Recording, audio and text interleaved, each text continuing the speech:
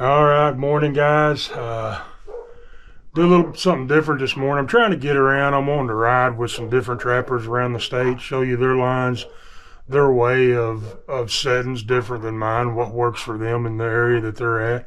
This morning we're here with Charlie Bass.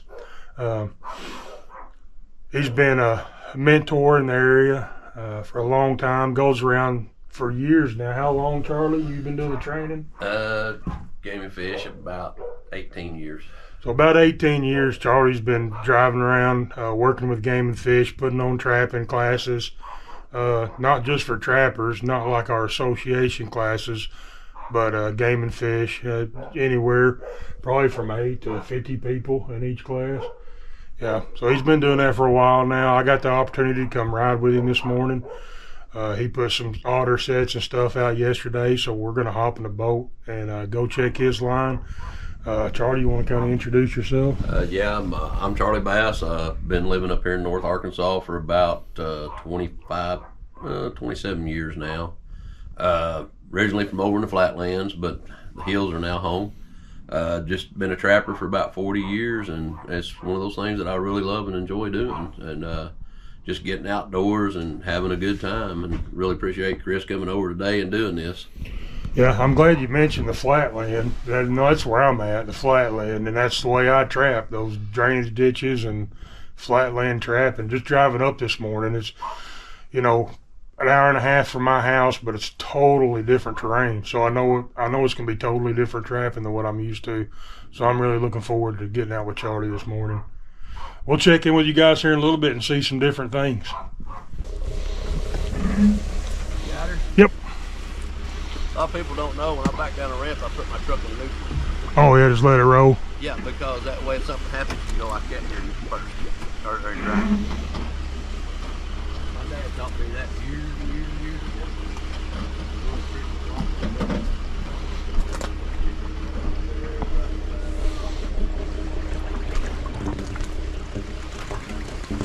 Okay.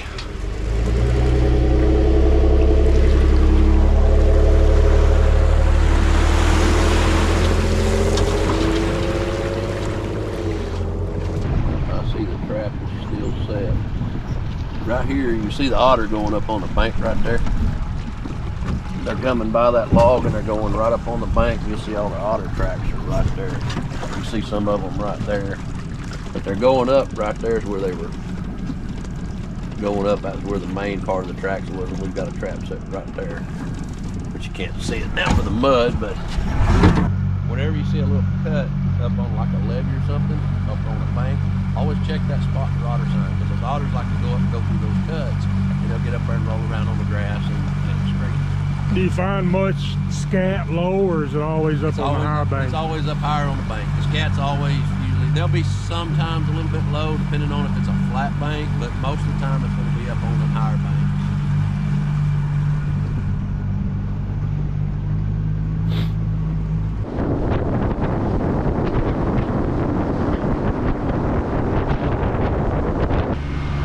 An example of a cut in the bank where these otter go up and fix to see it right here. If you look down this bank, they pushed in here a little spot right there for that cut. And we've got a couple otter traps set here, which I don't think we're going to have anything. It's going to have to readjust them. No, they're still under the water. They're still perfect. Believe it or not, he'll go through that V. It's crazy. Just putting that V there, because he's already going up there. Yeah. They'll go right through it. I've caught one in this spot already. What size traps you got there? They're number 3 Duke offsets, and they're not expensive, and a lot of guys don't like them, but man, I love them, especially for otter and beaver, and even for coyotes. I've caught a lot of coyotes and cats in them. That other one, you got it on a drowning cable? Everything's on a cable. I run everything on a slide cable out here if I can. Unless I'm using a conibear, it's always on a slide cable. Is that just to get it out of view of everybody else? Well, one, to get it out of view, and two, that otter are notorious for fighting the trap, and that way he goes down, he expires, and I don't have to worry about him pulling out or anything like that. So.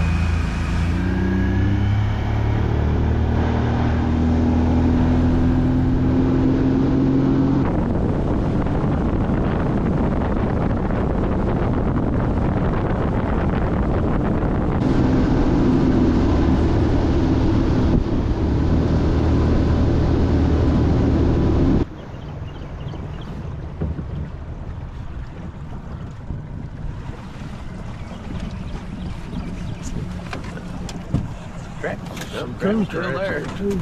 Oh yeah, a ton of coon right here. Trap's still setting. That's amazing because right here I've caught a bunch of beaver there. Are you using scent on these sets? Yeah, I'll have scent up on that. There's actually right up there a little pile I piled up there and put the scent on. On those otter sets earlier, you using scent on them? I very rarely, occasionally I'll use some bait on them, like a predator bait. That predator bait I got from you, I actually use it on otter sets. I see guys, they'll go, hey, you put your trap right in the scat where they're doing and roll around. Now that's a 50-50 shot because he may step there and he may not. But you can put a dirt hole on each side and you can catch that otter. So if I'm trapping for the long haul, yeah, I'll put in those dirt sets and stuff. But when I'm just trapping for a few days, because that's all the time I have, I can make the killer sets, you know, way quicker and way faster than I can getting up there putting in a bunch of dirt sets.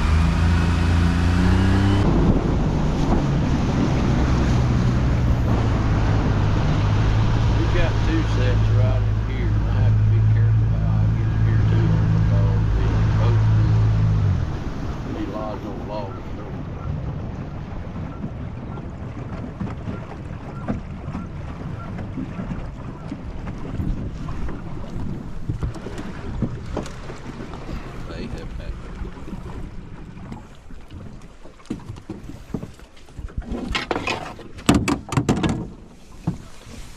See that little deal right there? Mm-hmm. That's a slide I made yesterday. And there should be a trap right there. Let me grab this log and I'll hold this. Yeah, grab that log. Get over that main. No problem right here, all that current coming.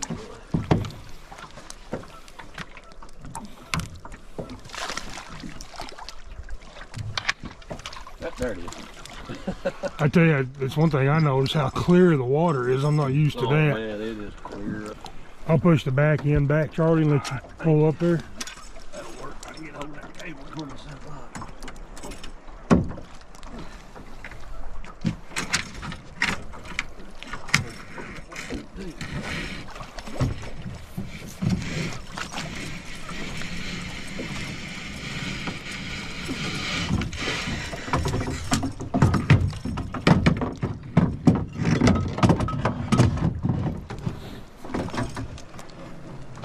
Always use a weight that will definitely hold.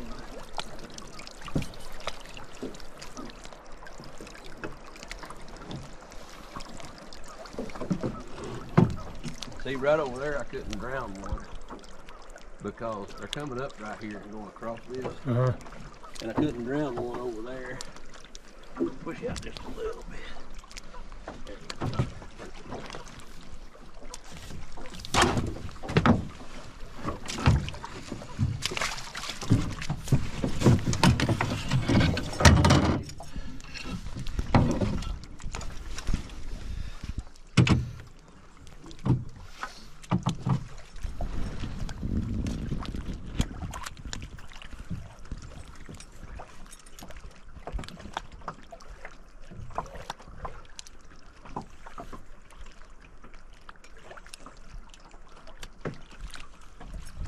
These are just old dupes I use on these drowning rigs or cables. You just got that cable going through that original box swivel too, don't you? Just do a box swivel. No special attachment. No special attachment. And what I'm gonna do, I'm gonna set that right up there. The reason I set that up there is so I can do this.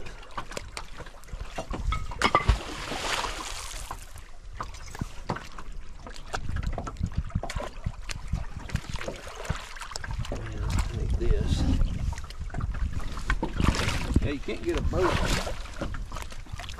up in here. And when I set this yesterday, I couldn't see that run, but I'll remember where that's at for next year.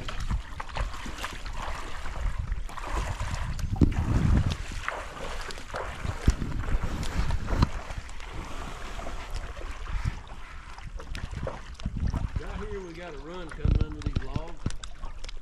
So everything that comes down through here has got to go through this run. run goes right through there, comes right around through here. See the end of my stick, it's going through there. And these fluctuating rivers, the critters are a little different on them.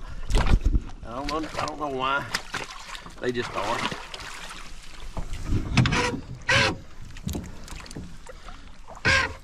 Handiest tool you'll ever own right there. Yeah, they are.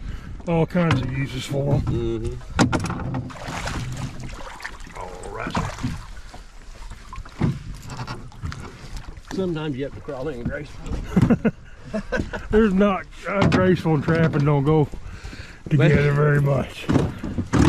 Oh man, some of these funny thing about these banks, they get really slick because that water's up and down.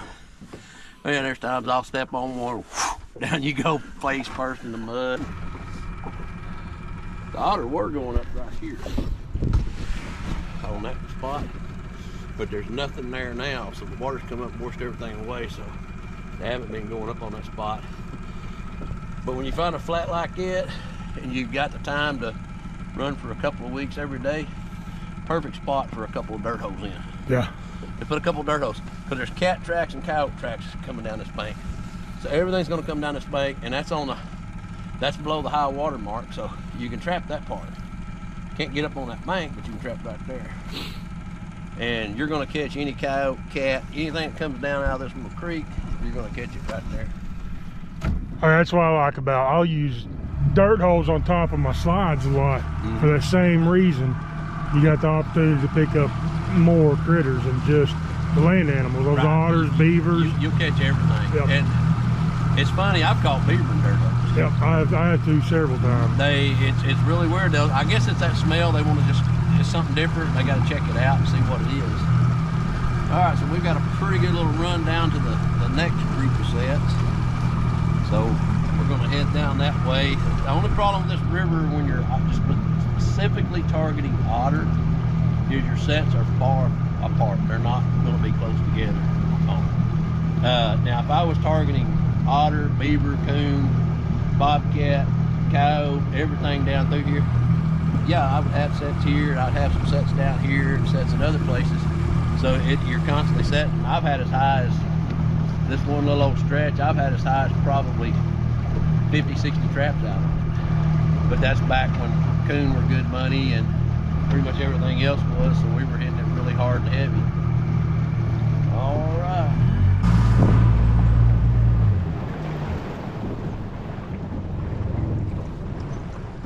Yeah, that's a good size one. We've got some good beaver on this river. I've caught a lot of blondes on this river.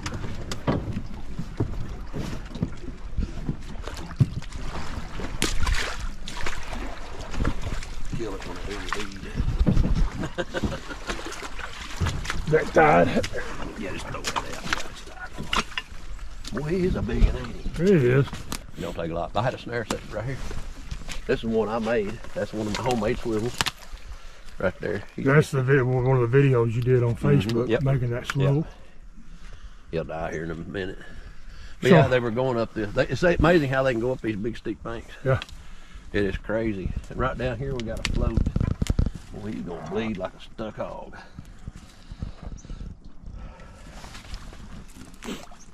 Are they going up feeding up there, Charlie? Yes. Yeah, they go up there and feed up there. We got that wrapped around their swivels, didn't do no good, did they? It's always amazing. Look where you that one there. It's always amazing how they get tangled up. Like, how did they get through this? Change that, you that right there, right there. Let me get the deal and get that snare done. Might leave him, pick him up on the way back, let him expire. Float right here, see if we'll get the beaver float fast enough.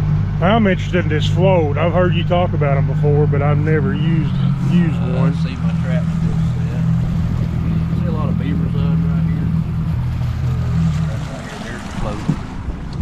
Right there. It's got caster on it, little mount of caster on it. And what they'll do is they'll just swim right into it. But you can see all the beaver sign on that bank right there. Just a ton of it right there. And it's really hard to pinpoint them right here. Right. I've done it with conibears, but these floats, I like them better because they can swim right into it. I mean, that's a great way too, the water fluctuation problem. But all that could have come from that one beaver that we just snared. So there may not be another beaver in this spot. It's funny. I've had spots on this river I'll catch 4 or 5, and in other spots I'll just catch 1, and I'll never catch another beaver in that spot. So it's really weird how it works over here. We'll run around here and check a little shelf set. Otter.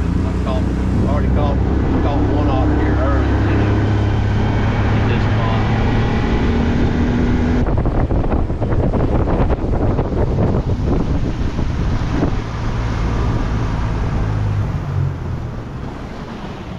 You can see the otter sign up on that bank right there. Oh, this scat there, yeah, where they rolled around.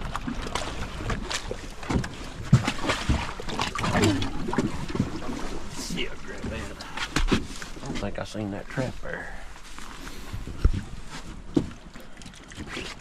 So that's a roll that they made there, Charlie. You didn't make that? Scratch any of that out up there? No, that's the otter doing that. Yep. And it's funny, they'll get up in that sand and dig and water, and I do not see the trap. Let's see what we get the motor off of it. Let's see if there's something over there. Let's hope. I hope there's one of them big White River otter on there. All right. There's an otter right there. That's an otter. What they do is they go up right there. Man, look at this. Now this 550, this is a Duke 550, guys. Offset, 1 toe. Yep. That's the holding power of those little Dukes. People can knock Duke all they want, but I love their traps. Actually, this is a 650, I think. It is. It's a 650.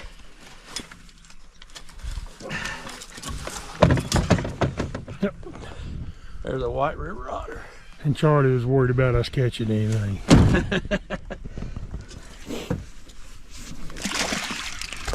This is where you utilize stuff like this. That's one of those flips. So it's just a simple use of it.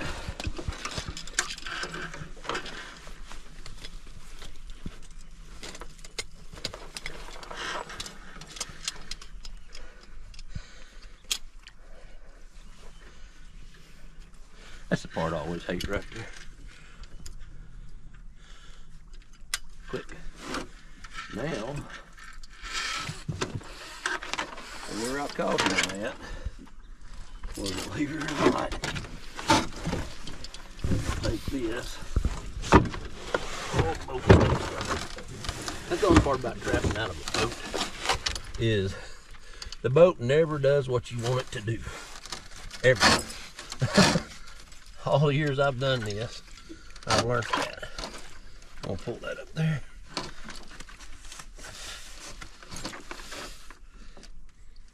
No need for no guide. That's where he's gonna step.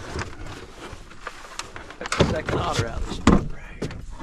Look at all the otter tracks. Oh yeah. But they'll get up, when you see those dugout spots on sand, that's otter. A lot of people think it's beaver doing that, and it's not. But see, there's fresh otter. Cat right there. Okay. Here's the way I like to do this. Break. You can go ahead and let go of that bank. What we're gonna do, push out. Cable tighten. And flash. And that's it.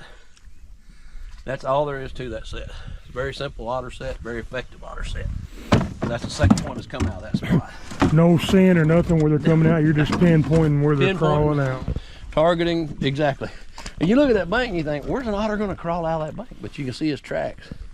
They'll come up, rear up, and get on that bank. So, we've got a 330 set in the channel up in this little spot right here. Over the past 25 years, I could not tell you the furthest come out of this spot right here. So let's see if there's anything in it today. I do not see my stand. that tail we need a possibility that we've got something here.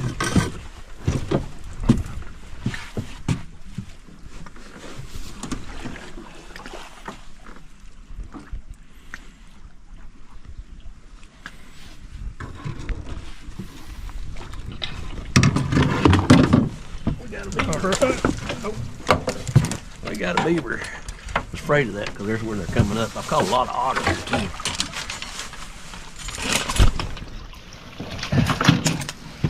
Caught a lot of otters this lot.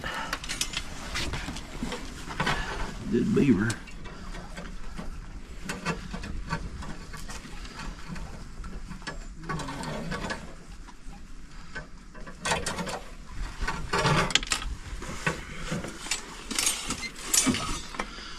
Best thing to do is get that out of the way. And he's not a bad beaver.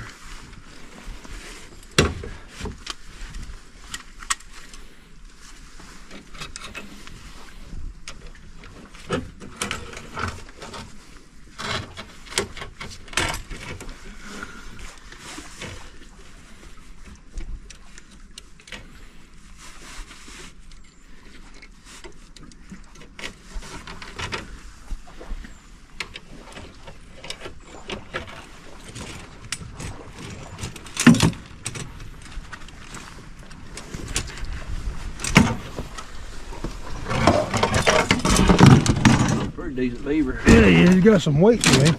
These beaver up here usually do. They usually got quite a bit of weight to them. They're hey, come on.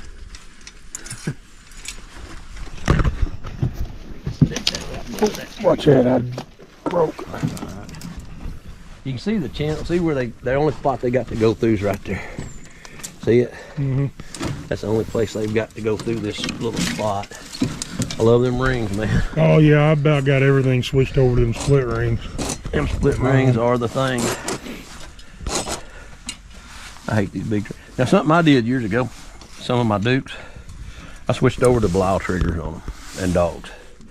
And I actually like the blow trigger and dogs better on these traps. I'll pull that over just a little bit. I don't know what it is about them. I just think they're a better bit. That ain't gonna work.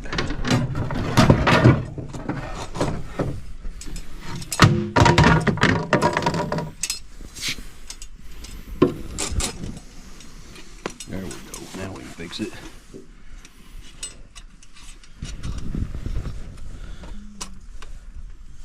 One thing about these, when they smack you, they do hurt. I can promise you. They hurt real bad when they get on your belly. And there's why you hold that out like that. You don't never hold it where it can get you. There we go. Now, where's that H stand at? This one over here I will have to unhook. That is I lost my deal on it one year and I hadn't replaced it. I had a 160 handy, so that was broke, so I just stole it off of it. I've seen guys set these and not do this, but I do this because I don't like to lose them. There's not too many places on this river these H stands have a good spot, but this is one of them right here.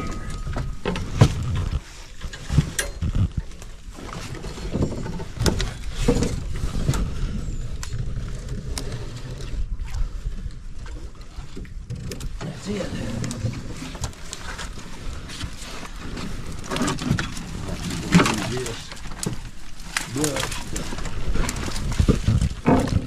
Hopefully make him dive a little bit.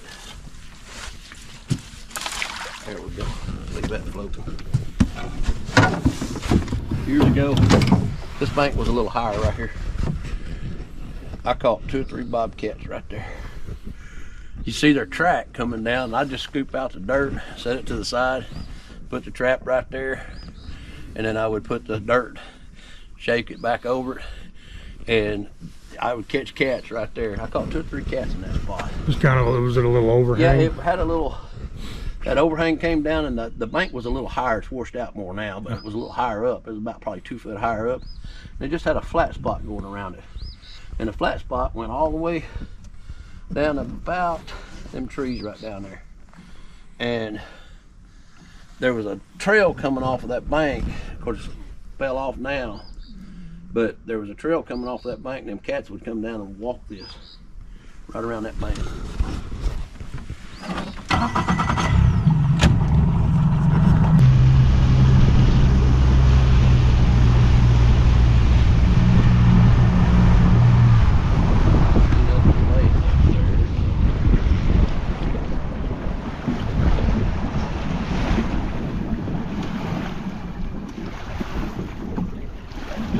Toss that anchor out right there.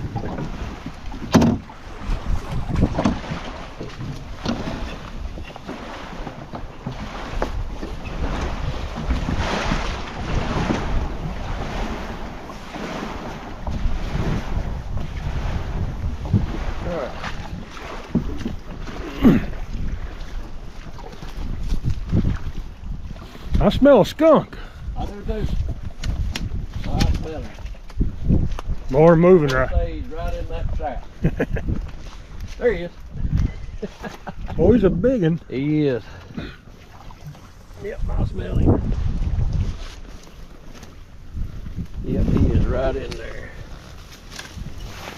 Man, I ain't caught a skunk in a long time.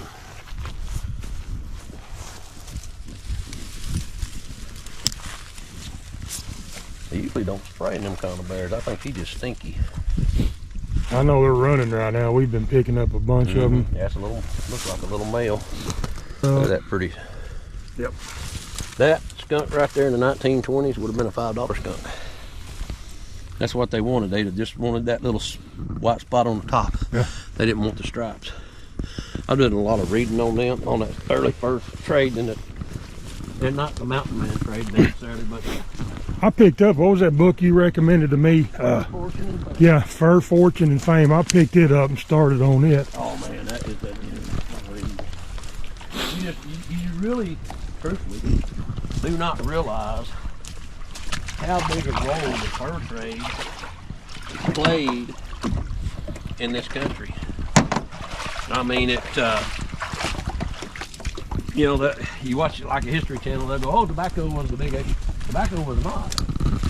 Those cod fishermen were over there trading those cod for furs, so they could get more money for the furs from the natives than they could for the cod.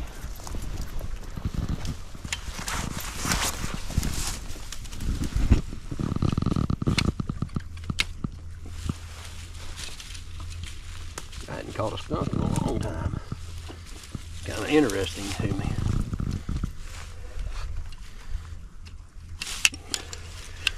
Replace that with a heavier spring. The one that was on it, it was real flimsy, it came off.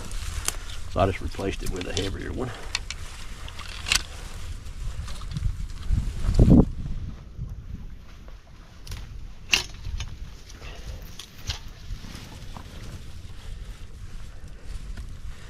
He is a pretty skunk, that's for sure.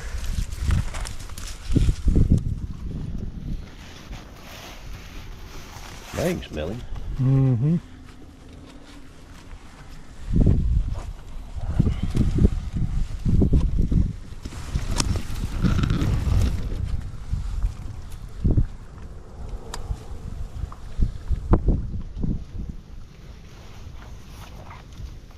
I think the reason he got through that so far is because I didn't have my trigger bent back far enough. These are the kind of trails right here in this grass. Otter will definitely use these spots.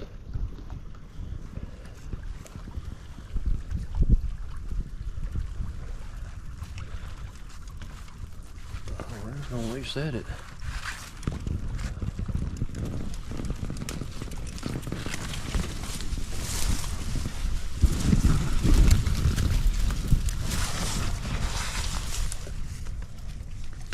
I'm gonna gonna build me some of them H stands. I've got all the stuff to do it with. And you know, I can buy stuff like that. And I get more of an enjoyment building it than I do buying it.